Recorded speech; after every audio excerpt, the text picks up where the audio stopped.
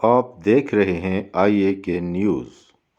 یوم شہدائے دوتھان انتہائی عقیدت و احترام سے منایا گیا۔ 29 اگست 1947 میں پنچ کا یہ پہلا معرکہ تھا جس میں لاٹھیوں، تلواروں، پتھروں اور کلہاڑیوں سے حملہ کر کے مسلح ڈوگرا فوج کا راستہ روکا گیا اور انہیں شدید جانی و مالی نقصان پہنچایا گیا۔ اس معرکے میں 5 مجاہدین نے جام شہادت نوش کیا۔ تحریک آزادی کشمیر میں دوتھان کو خاص اہمیت حاصل ہے۔ ان شہداء کی یاد میں ہر سال یادگار شہداء پر بڑی تقریب منعقد کر کے شہداء کو خراج عقیدت پیش کیا جاتا ہے تاکہ ہماری نئی نسل ہمارے شہداء اور ہیروز کے کارہائے نمایاں کو سمجھے اور ان کے ادھورے مشن کی تکمیل کے لیے جدوجہد کو جاری رکھا جا سکے۔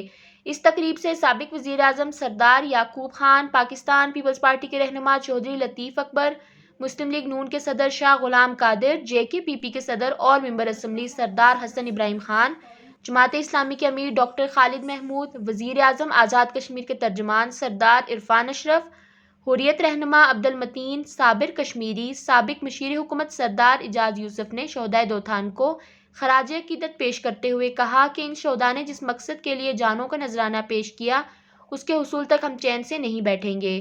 تقریب کے اختتام پر شہداء کے بلند درجات اور مقبوضہ کشمیر کی آزادی کے لیے دعا کی گئی۔ تازہ ترین خبروں کے لیے دیکھتے رہیے IAK نیوز۔